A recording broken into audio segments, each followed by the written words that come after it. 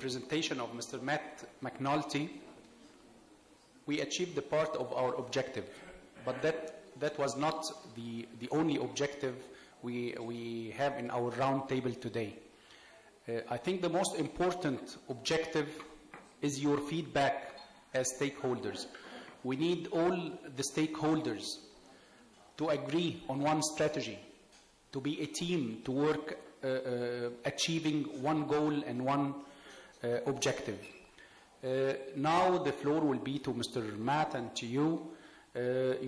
All the stakeholders, you're most welcome to give your feedback in order to incorporate your feedback in the strategy, to amend the documents, and to reach a final agreement on the general national strategy to present it to the minister.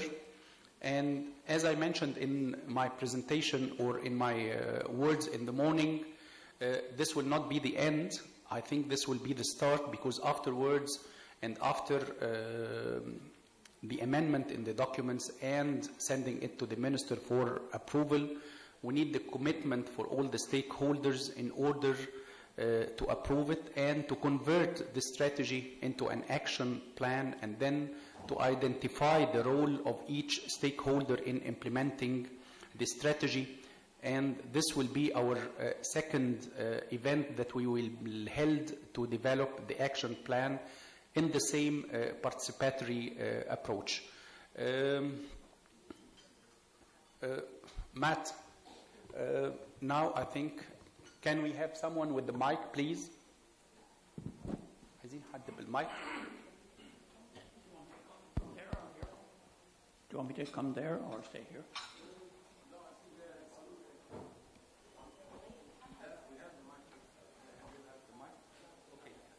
Yeah. Doctor.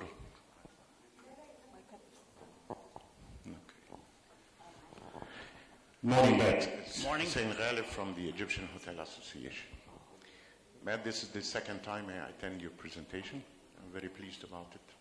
When I heard you in October, I learn more every time. However, I think that we should have invited with us in this session, starting from the cabinet of the ministers, especially when you talked about synergies among them. Simai? Okay. The second thing, definitely you cannot underestimate the political situation we are in, whether you want to talk about it or not. But I think it's to be considered and addressed. Thank you, dear.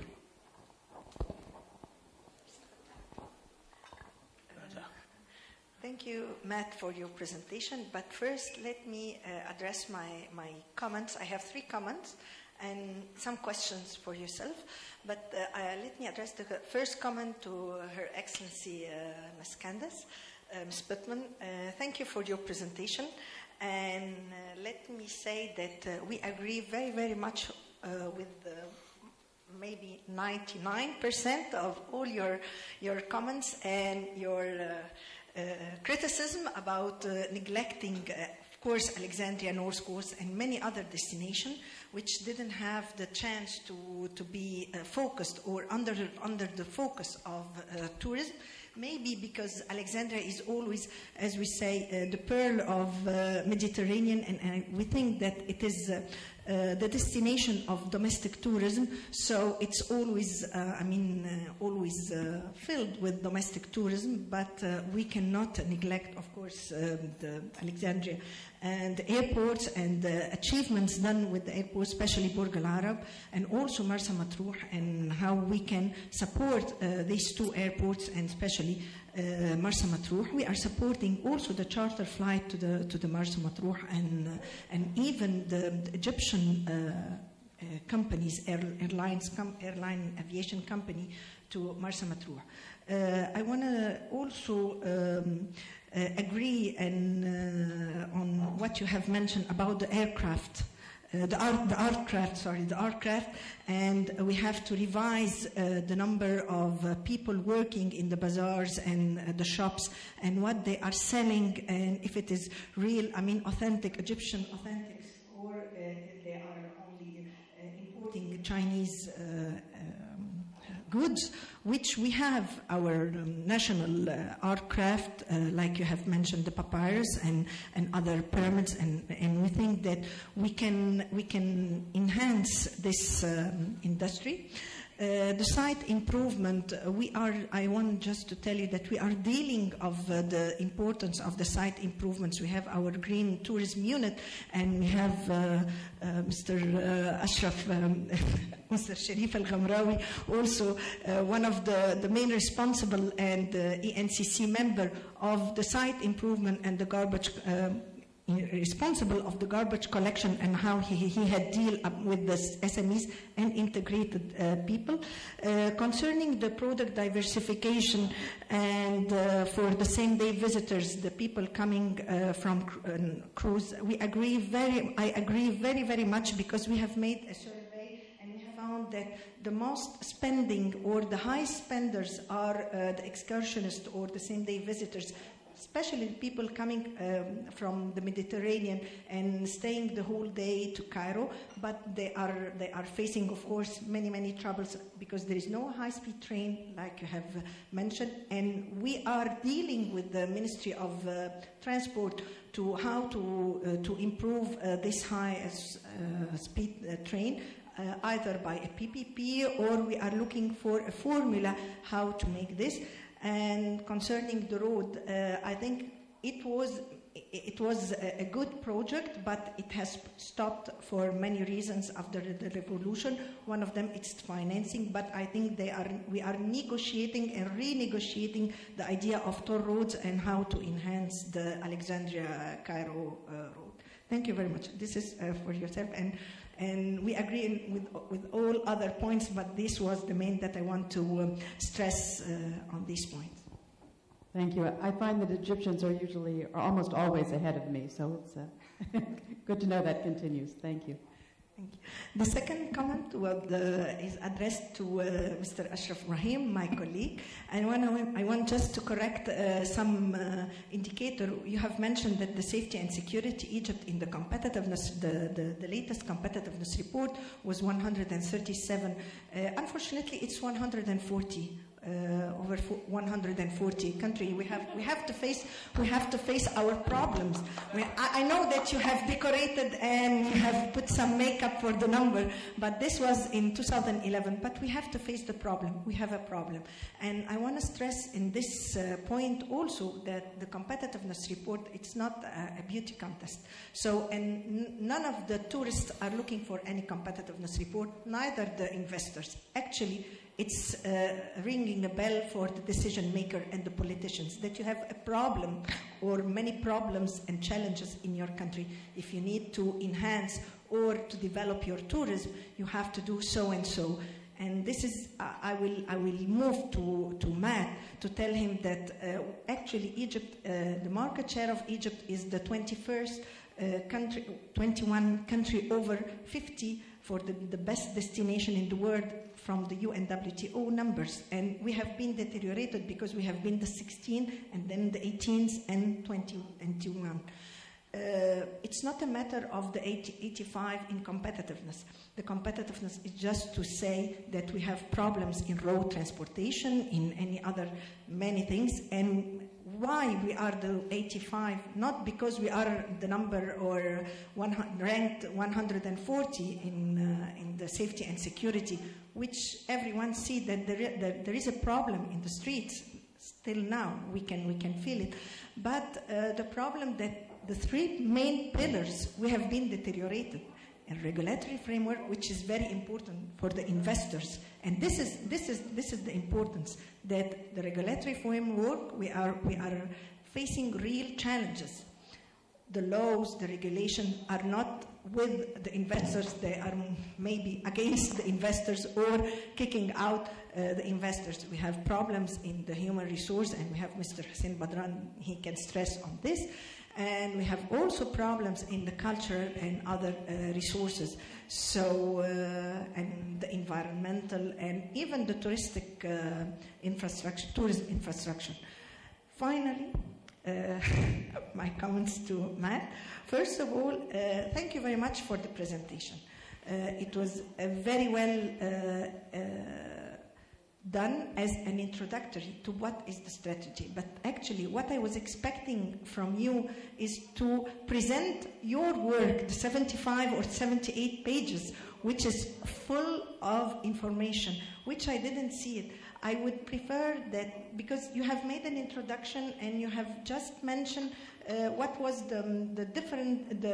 what is the strategy and what are the objectives of the strategy, but you didn't focus on your real work, which you have seen in the strategy itself, the difference between the old strategy in 2008 and the recent one or the current strategy. What is the difference? Why we didn't have the option one is 2008 and not 2010? If we had the two options, which one you advise the ministry or the country or Egypt to do it?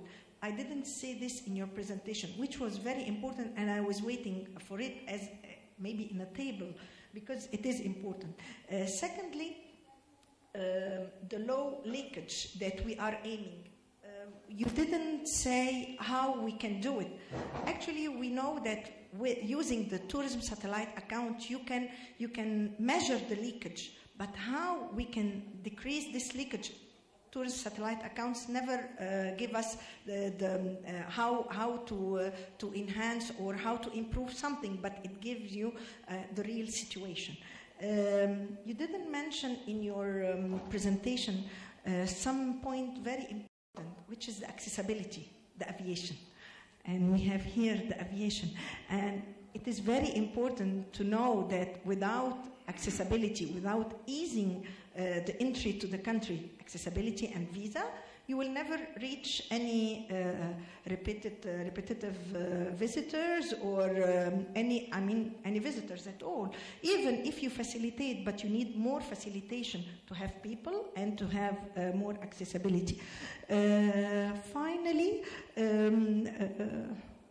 the marketing, the last point, the idea of the marketing.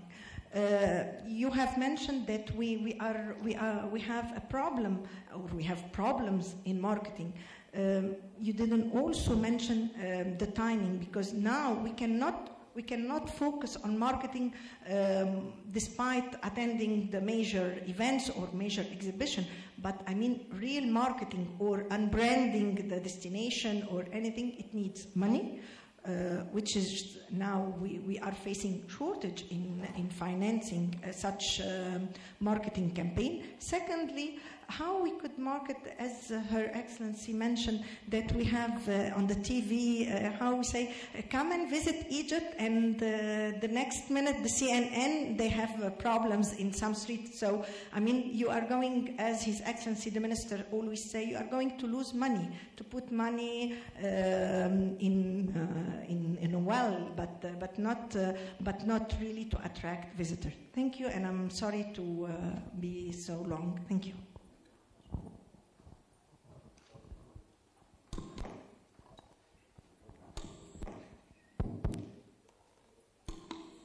That on? Yes, it is.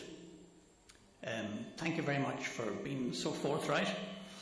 I think it's important to be forthright, because unless there's an absolutely ruthless criticism of where anybody is, it's impossible to make progress, because you paper over the cracks, you know. I suppose the strategy, as I'm dealing with it in the refreshment, is about the what. You know, the how is the next step. You know, I think I did mention in the introductory thing that unless Egypt has this connectivity from each of the major market hubs directly through to each of the 5 destinations, I can't remember the exact words, but you remember I said I can't leave out any one of these words, because they're critical.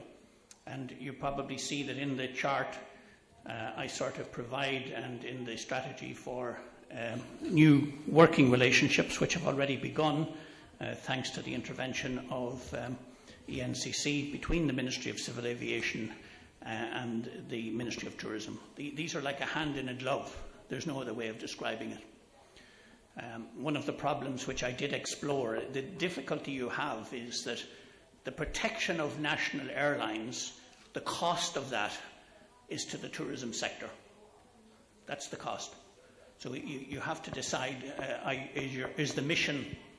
I remember last time I quoted the count in Russia who he was 78 years of age. He was appointed to lead the Russian army against Napoleon. His generals thought he was crazy. His first instruction was burn Moscow. And they thought he was mad. Like he said, no, he said the mission is to save Russia, not to save Moscow. So is the mission here to save Egypt, or is it to save Egypt Air? You know, there needs to be... the world has globalized. This region has experienced more change in aviation than any other. It's almost impossible for us to imagine how 3 great hubs can actually come from nowhere in this region. Dubai, Abu Dhabi and Doha.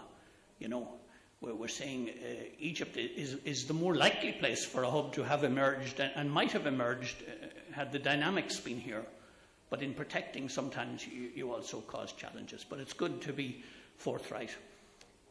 Yeah, there are many things. I don't think there's any fundamental disagreement between us. It's just that you need more of the how, and that will come in the action plan.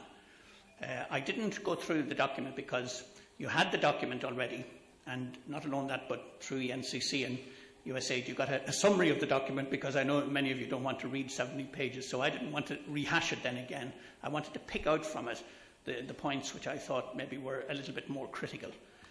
My understanding from the last time I was here, because you remember the minister, when he stood on the stage, the heading of the paper, the newspaper that morning was air, air, air. So I didn't want to sort of go back there. Everybody in the room said yes, yes. And we've had discussions, which I was present at, with Minister of Civil Aviation, and there is definite understanding there. Now, in terms of the security, and we have to, it's a point I think that you were making earlier on. This is a major issue. There's no way around it. But I know it's soluble. Why do I know it's soluble? Because during the period I was in charge of Irish tourism, we had bombs going off, people being killed in the street, riots, not like your riots, which are nice, quiet riots compared to ours. You know, we had bombs going off in the Financial Services Centre in London. We had Mrs. Thatcher, who died the other day, the attempt to bomb the cabinet of the British government, something which is almost unthinkable, all blamed on Ireland. Did we sit down? No. We tripled the size of the tourism industry. Why? Because there was sufficient clarity that visitors were welcome. There was no confusion about it. This row was about something else, you know what I mean? It was difficult to overcome. We had to do many unusual things. And this is why I think your question at the beginning is very apt. Egypt needs to get back to growth first before any of what I'm talking to you about makes sense. That's tactical. And I would love to have a session with you on that. We've already made suggestions what needs to be done. I'm just dealing with the strategic for now, but you can't ignore the tactical. And the Minister, I know, is fully engaged, as are all the people in the Ministry, trying to make this happen. It's difficult, but the voice must be there in the marketplace. What did we do? The situation on the ground here is actually very mild by comparison to what we were dealing with. You know, very mild. People are going about their business. 99.99% of the people of Egypt are actually going about their business.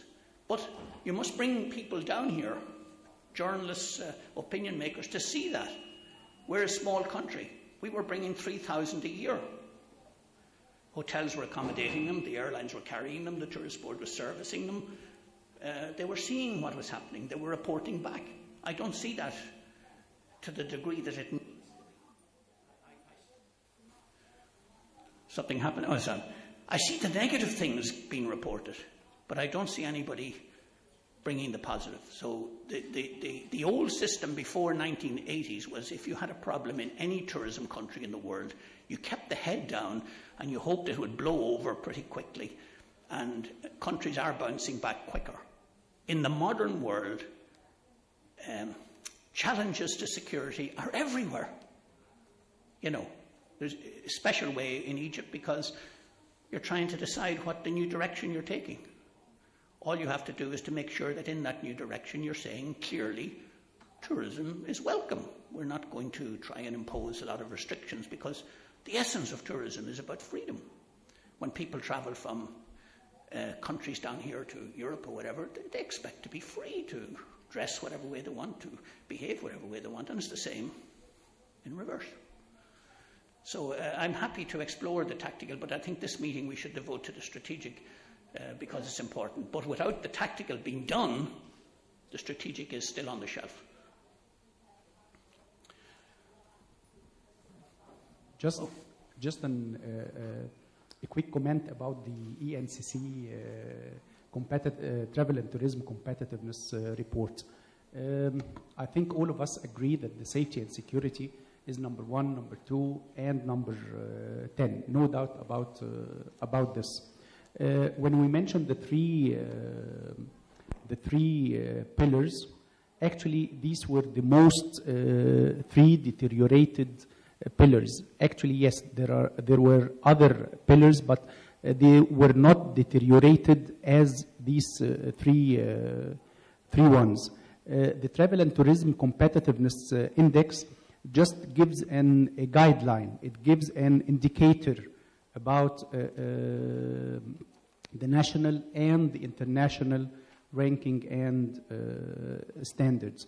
We didn't want to go through the report because it will take a long time.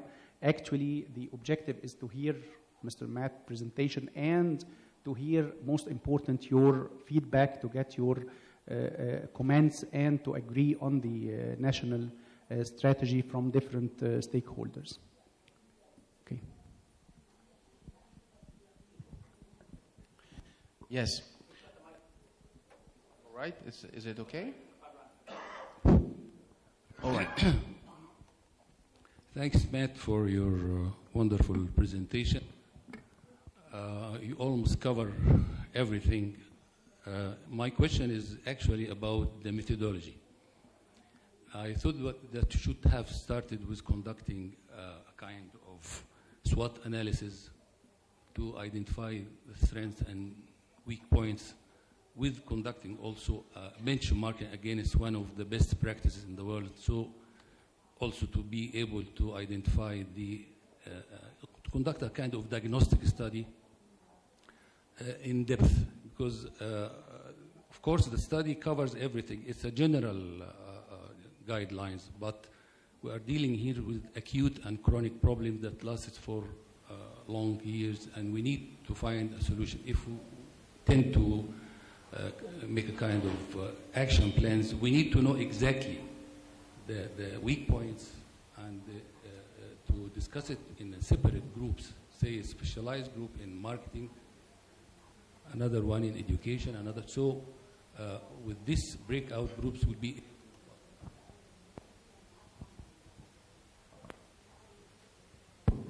to identify the bottom of these problems and to find the solution for it. Thank you. Yes, that's fine. In fact, other people have made the suggestion of the SWOT analysis, and I agreed earlier on when it was made first that I would include it in the final version, because I think it's important to show that, because actions, as you say, flow from that. You know, there were 1,000 things I wanted to say to you, but I didn't want to clog.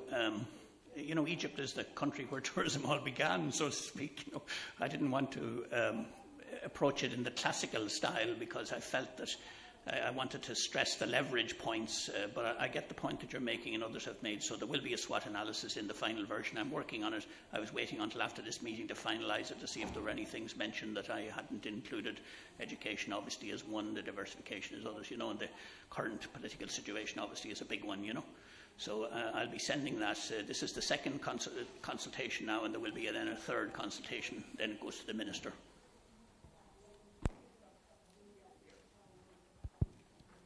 Yes, Mr. Matt, I would like to thank you very much for. I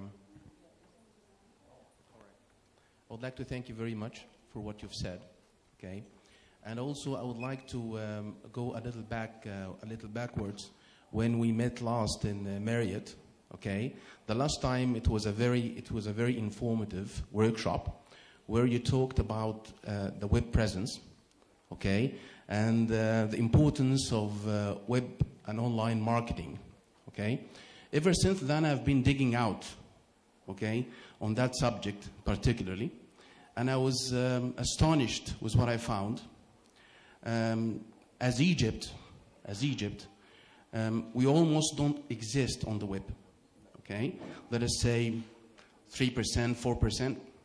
96% of the presence for the Middle East, okay, on the web is only for Dubai, Doha, Bahrain, Israel, Lebanon, okay?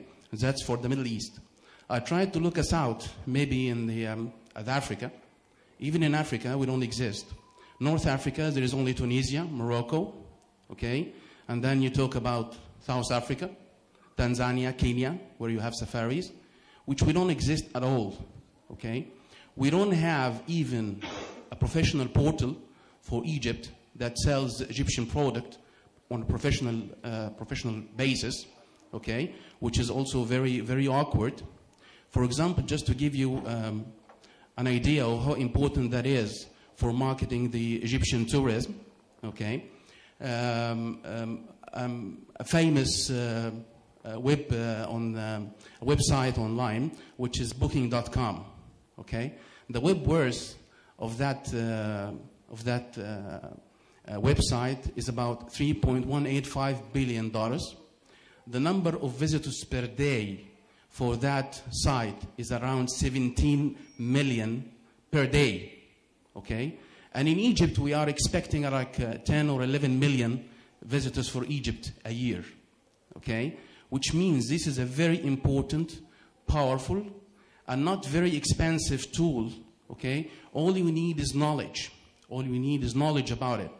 I dug up about this. There's only about 3 companies in Egypt, or 3 entities in Egypt that are using the web as a tool for marketing, and yet they were very successful, even in the worst times in the beginning of the revolution, like in 2011 and 2012. They are doing well even up to now, okay? And these are only 3 companies, and they have, like to say, a moderate presence online. Others, they don't exist, even the most professional ones.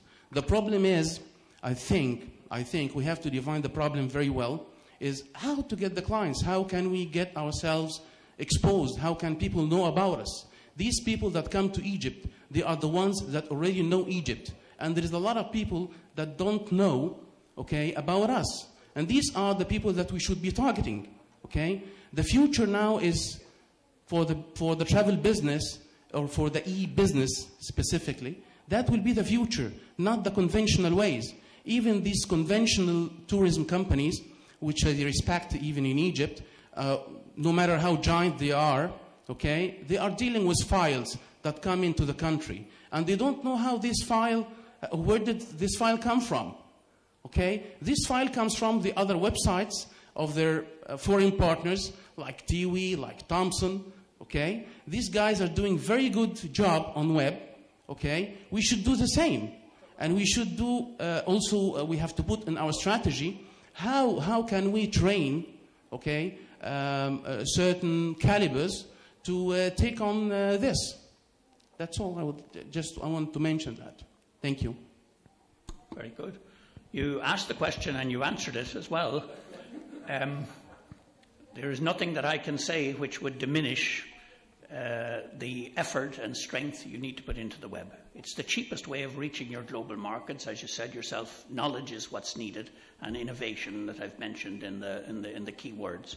So in other words, what I'm saying to you generally is the voice of Egypt is far too small at the moment in terms of what happens in global tourism, and it needs to be upgraded and lifted at every possible route.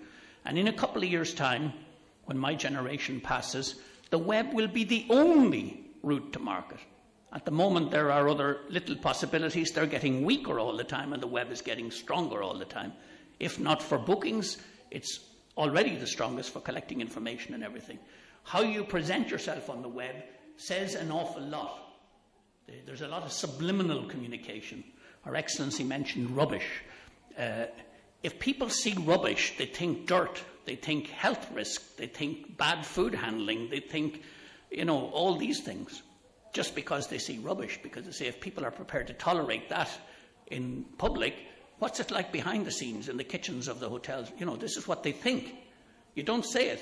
So the web is terribly important because you have control over what you put out there, and what you put out there must be high quality, imaginative, innovative, and authentic.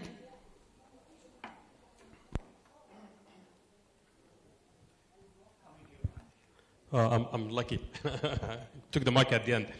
My name is Ab Youssef. I want to thank you, Mr. Mott, for everything and you're doing. You have a great effort in what you're doing. But maybe I agree with a lot of the people here and what Mr. Ashraf said, that security is, and maybe from the first to number 10. So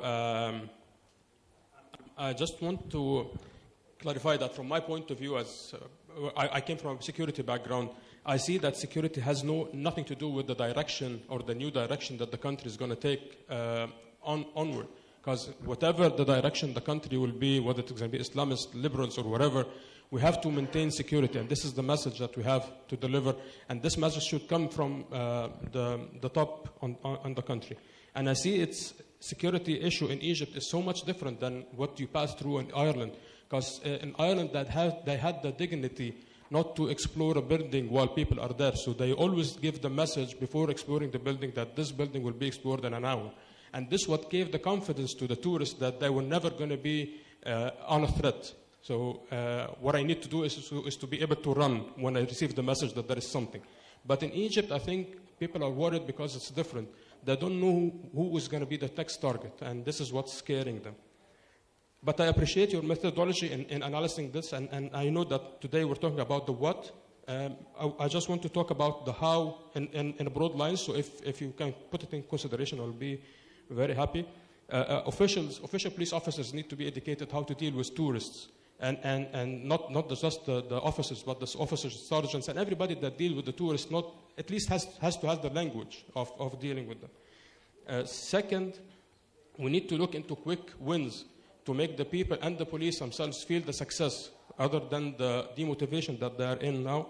And I think that the private sector has to have a role in this from a security point of view. So private security companies should have a role to do in protecting even private entities or even governmental entities like the pyramids. Why should it be under the supervision of the tourist police alone? The private security can be dealing with the foreigners and help, and while the police forces are taking the upper umbrella. The last thing is risk management, and I think that Egypt is so much away from risk management, which should be embedded into the security or the tourist strategy in the future. What are the risks that the tourist will face during his visit to Egypt? Because we remember before the revolution, Egypt was rated as a bad destination or a high-risk destination because of traffic accidents, where people can have a traffic accident and they're not able to be moved to a hospital in a decent time duration. So we need to put all of this together, and I think Egypt is known as a tourist destination, but it has to be more attractive to the people and less challenging. Thank you. Security is terribly important. I mean, I can't diminish it in any way. And security to the visitor is a broader concept than it used to be. There's the welcome aspect, which is the thing that precedes security. In other words, okay, are we welcome, first of all? Are we secure physically? Is crime, what the crime levels?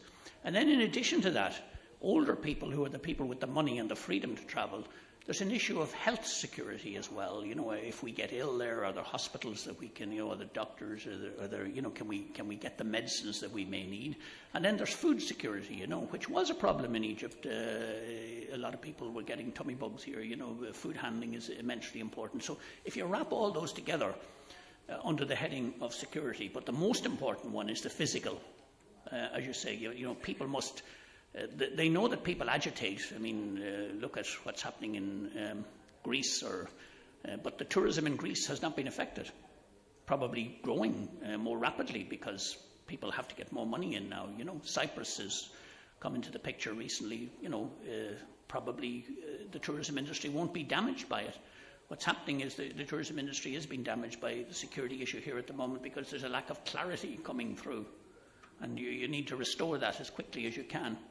in relation to the other points that you mentioned about communities becoming involved, communities can actually add an awful lot to the texture of what's happening. Communities can go to, like for instance, when cruise ships used to arrive in Dublin, shops would put welcoming the cruise ship in the windows. You fly the flags of the countries, maybe if there's an international conference going on. There's lots of ways in which you can make people feel more welcome. There's a huge number of things you can do at the community level to make sure that people feel more welcome. And as I said, the communities must benefit from the heritage of this country and the culture and the tourism and everything that's supplied to it, but they must benefit from it in a way which doesn't actually attack the asset itself and reduce the value of it to the country. And there's a danger that you can do that in certain places.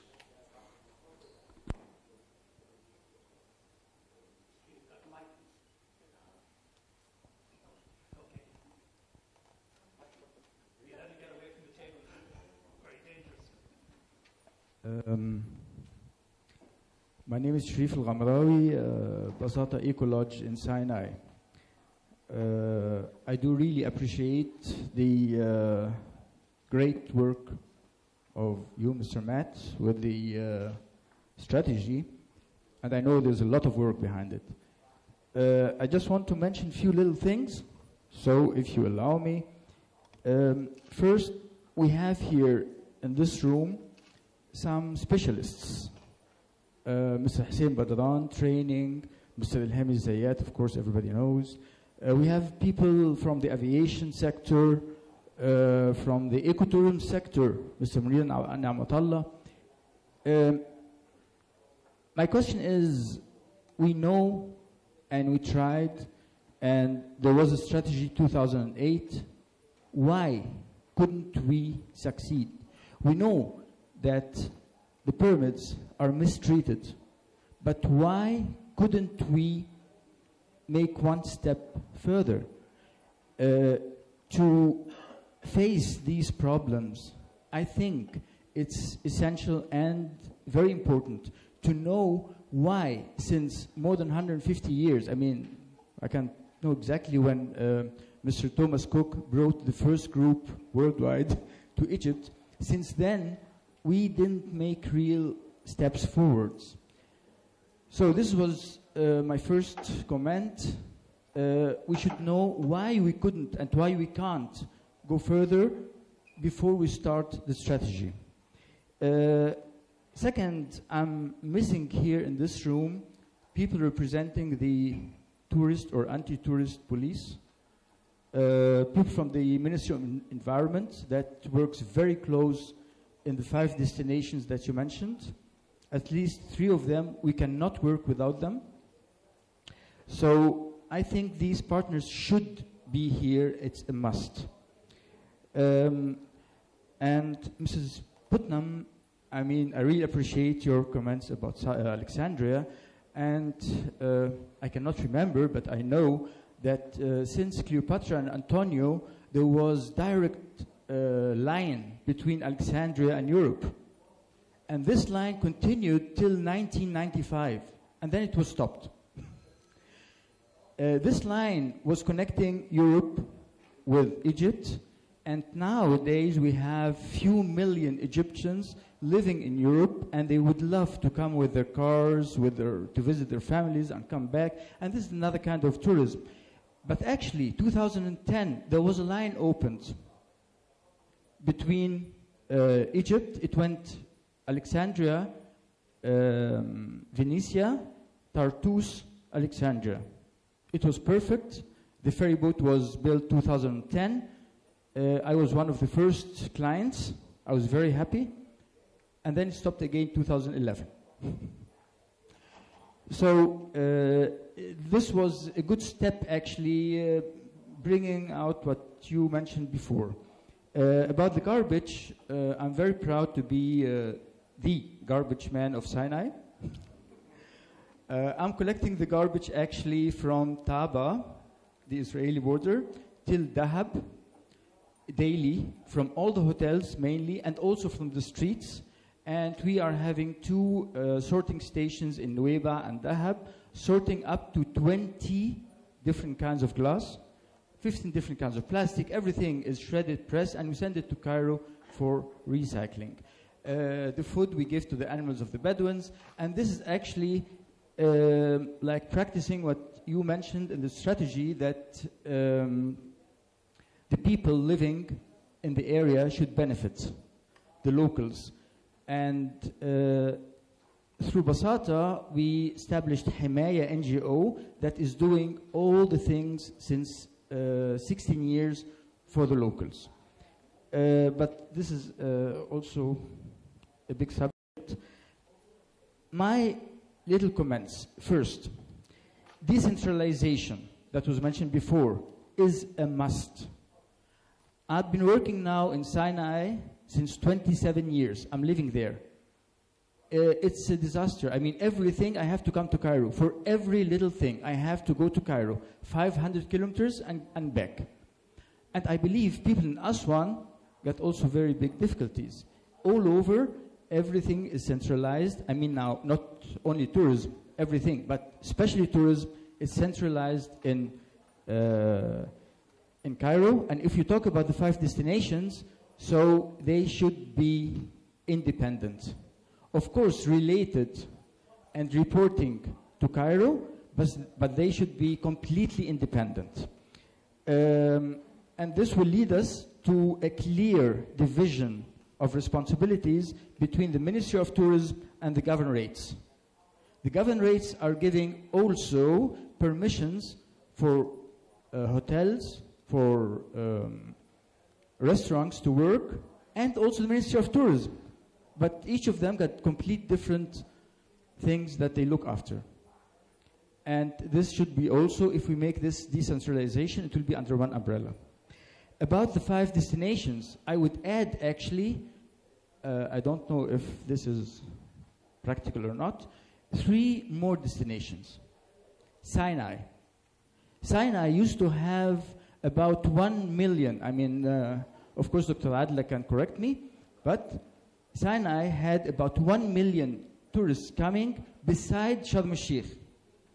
Beside Sharm el-Sheikh. The area in Nuweiba Taba got about 25 hotels in different categories and about 85 camps. 80 of them are not registered, but they exist. So we are talking about a huge number of rooms and huts in the area, and also we talk about the mountains of St. Catherine and also the monastery, of course, that was mentioned before. So Sinai is a very important destination, not to neglect North Sinai. When we talk in this issue, I'm just connecting all Sinais, because the problems that we hear about Egypt, especially Sinai, comes from North Sinai, not South Sinai. And here, we cannot divide tourism just by itself, because if we have the US aid, for example, development for the people must be there as a first step to make them aware about tourism as also a kind of development, and then we go on, because North Sinai got also a big potential, completely different than South Sinai, and got also even protectorates. So Sinai is one destination, Sinai as a whole. Second thing, the Suez Canal. The Suez Canal is a very important canal. I mean, we have one in South America, and we have the Suez Canal. And if you walk or drive along the Suez Canal, it's extremely interesting. If you go from south up to north, on the left side it's green, and on the right side it's desert. And it is something. It is an experience. What you were writing in your strategy, the experience of the tourist. Suez, Ismailia, and Port Said are also destinations within this destination of Suez Canal. The third destination is the Nile Delta, Fallahin. The word Fallahin is well known in all languages. So if to reach what you meant with the society, if the Fallahin will be also involved in agri-tourism, for example, in agriculture tourism, then also part of the Egyptians will benefit from tourism. So we have the Nile Delta, we have the Suez Canal, and Sinai. Yes. Just to answer some of the things, because I know at these tourism things there's always pleas for local areas, you know. What we're doing is, in this strategy, is we're beginning the process of recognizing that there are other places outside of Cairo, as Her Excellency said. You know, there's no reason